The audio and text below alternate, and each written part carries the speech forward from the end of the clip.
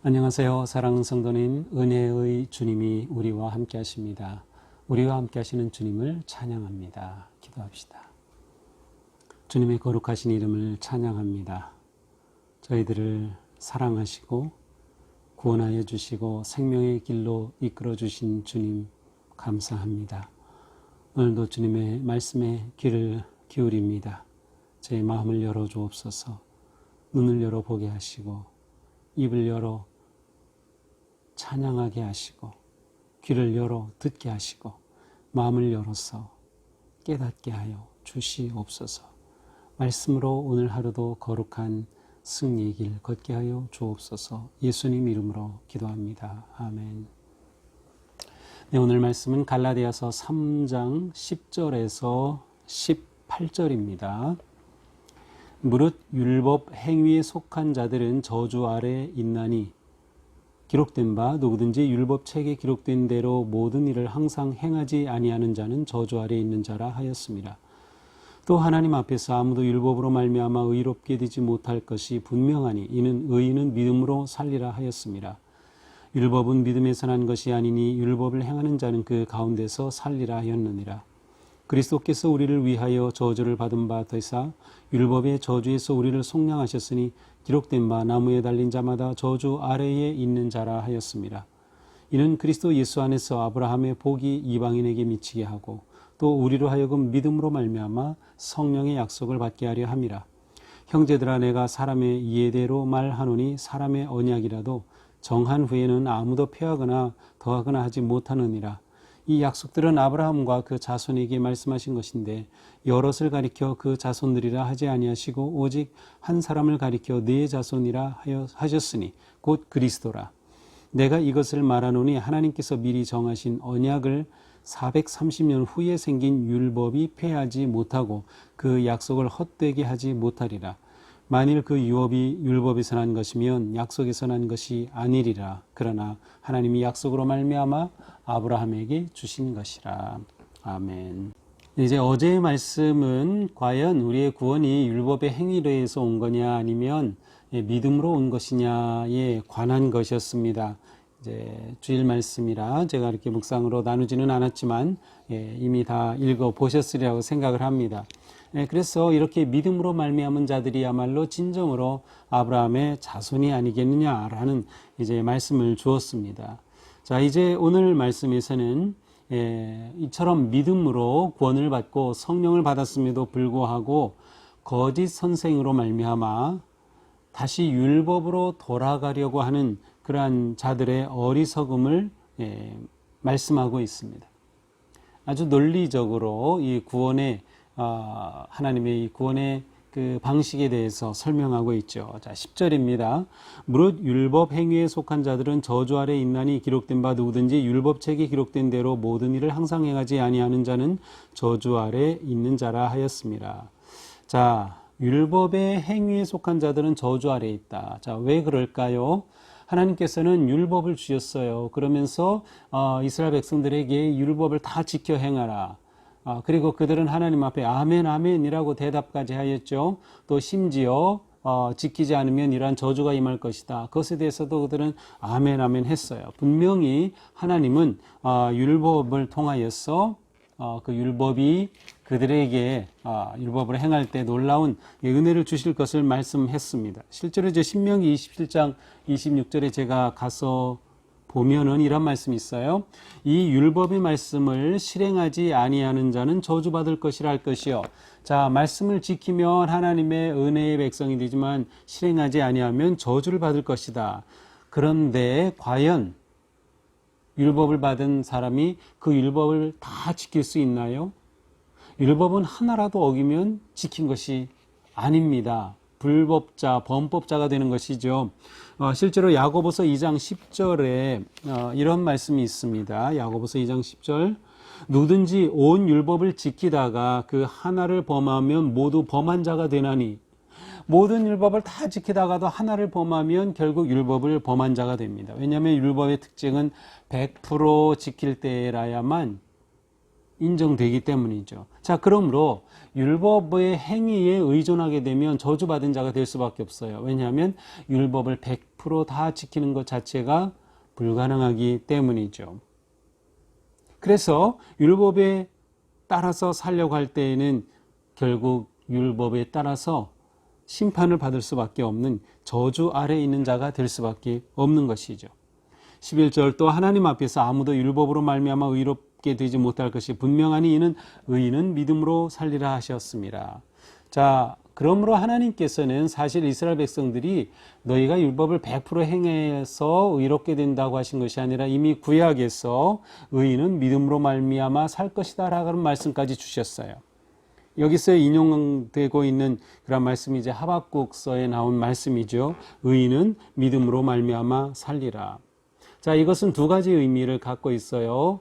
의롭게 되는 것은 의인은 믿음을 통해서 의롭게 된다. 결국 율법을 지킨다 하더라도 하나님께서 나를 받아주시고 나를 기뻐하신다고 하는 그런 하나님의 사랑과 자비하심에 대한 믿음이 있어야만 하는 것이죠.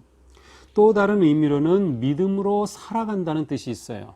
믿음으로 구원을 얻는다, 산다, 그리고 믿음으로 살아간다. 이 두 가지 의미가 믿음으로 말미암아 살리라고 하는 말씀에 다 들어 있습니다.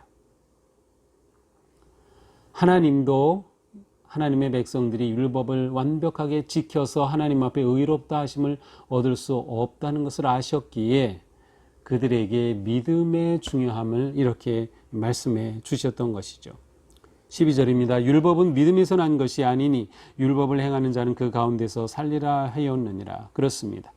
율법은 그러므로 믿음에서 난 것이 아니에요. 행위와 관련이 되어 있어요. 그런데 율법을 행하는 자는 그 가운데서 살리라 하였지만 그러나 율법을 다 행할 수 없다는 것이 문제입니다. 그래서 하나님께서는 어떻게 하십니까? 이 문제를 해결해 주시기 위해서 하나님의 방법을 우리에게 가르쳐 주십니다. 13절이죠. 그리스도께서 우리를 위하여 저주를 받은 바 되사 율법의 저주에서 우리를 속량하셨으니 기록된 바 나무에 달린 자마다 저주 아래 있는 자라 하였습니다. 자, 하나님의 방법은 행위로서는 의롭다 함을 얻을 수 없기 때문에 바로 그리스도를 보내주신 거예요. 그리스도를 보내주셔서 우리를 위하여 저주를 받으셨어요. 저주를 받았다는 것은 나무에 달려 죽은 자는 저주를 받은 것이죠. 왜 저주받았습니까? 죄로 인하여. 그러나 예수 그리스도는 죄가 없으신 분이에요. 우리를 위하여 십자가에 달려 우리를 위해 우리를 속량해 주신 것이죠. 이 13절에서 속량이라고 하는 단어는 값을, 그 당시에는 값을 치르고 노예를 구해준다. 노예를 내 것으로 삼는다. 때로는 노예를 해방시켜준다. 그러한 의미가 담겨 있어요. 그러니까 예수님께서 십자가에 지신 것은 우리가 지은 죄를 마땅히 값을 지불해야 되는데 예수님이 십자가로 대신 지불하셔서 속량해 주신 것입니다. 그래서 하나님께서 예수 그리스도의 십자가의 대속으로 우리를 사신 것과 같습니다.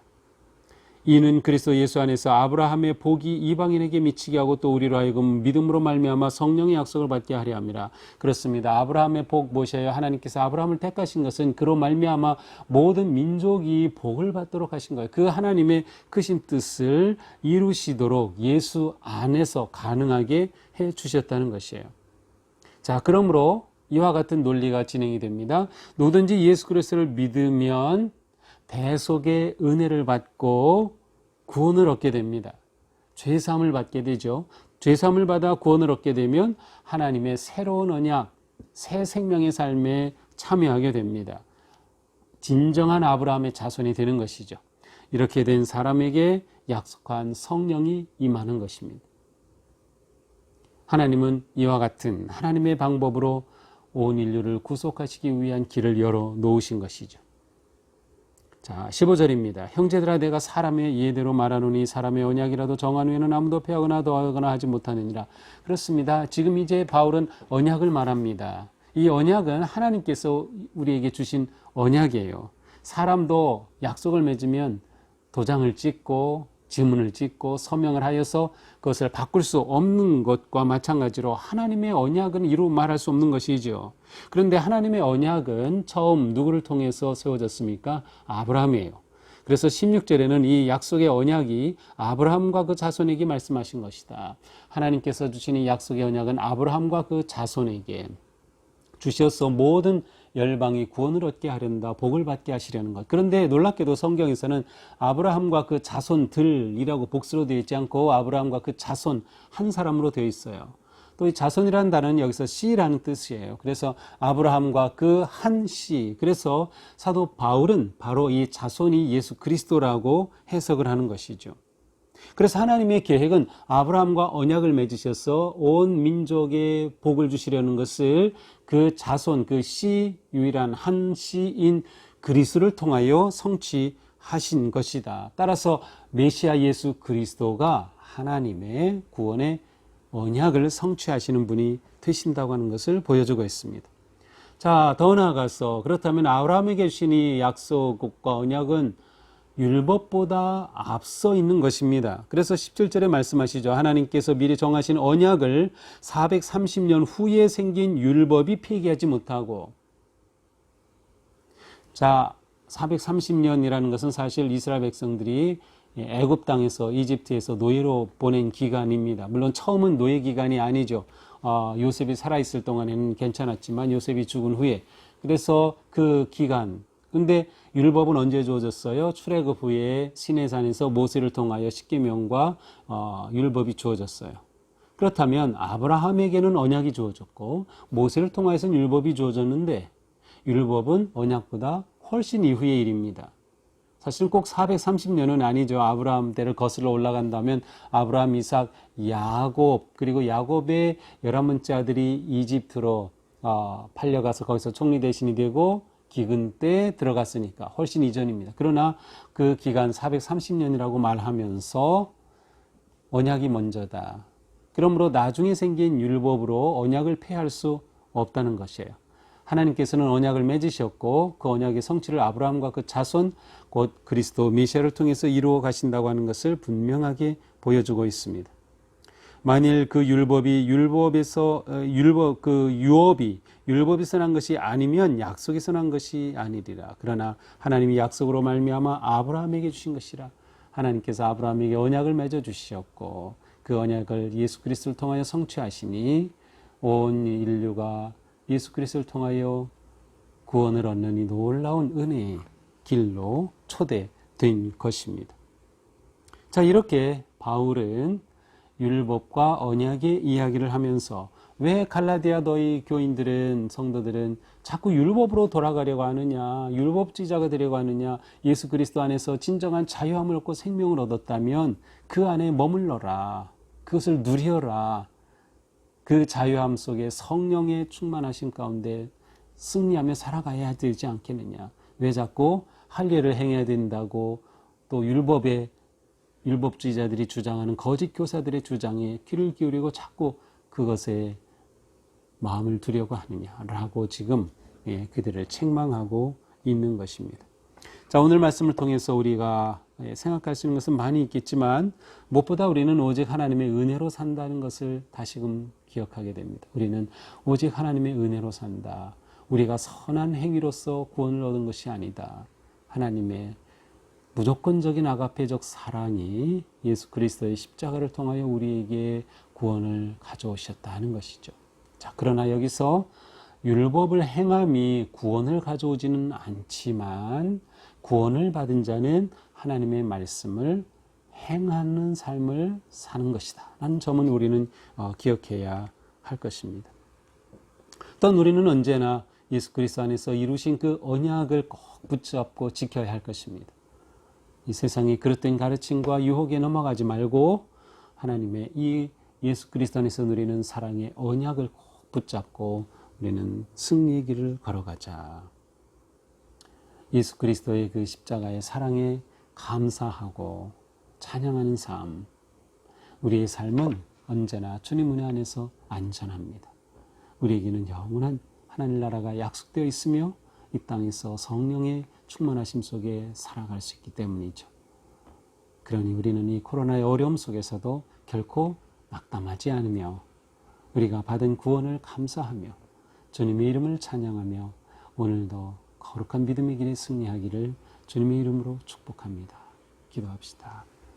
하나님 감사합니다. 오늘도 말씀을 통해서 우리가 율법으로가 아니라 하나님의 사랑으로 주어지신 이 놀라운 예수 그리스도의 언약을 통하여 예수 그리스도 안에서 이루신 그 놀라운 속량의 대속 은혜를 통하여서 우리가 구원을 얻고 하나님의 자녀 되었음을 다시금 깨우쳐 주셨습니다. 주님, 저희가 예수 그리스도의 십자가의 그 값진 대가를 지불하고 얻은 이 구원의 기쁨과 영광을 주님을 감사하며 찬양하는 삶으로 또한 주님 앞에 부끄러움이 없는 거룩한 삶으로 살아갈 수 있도록 인도하여 주시옵소서. 오늘도 주님의 은혜 안에서 오늘 하루가 복되고 기쁨이 넘치는 소망의 하루가 되게 하여 주시옵소서. 예수님 이름으로 기도합니다. 아멘. 네, 오늘도 주님 은혜 안에 승리하는 복된 하루가 되기를 축복합니다. 사랑합니다.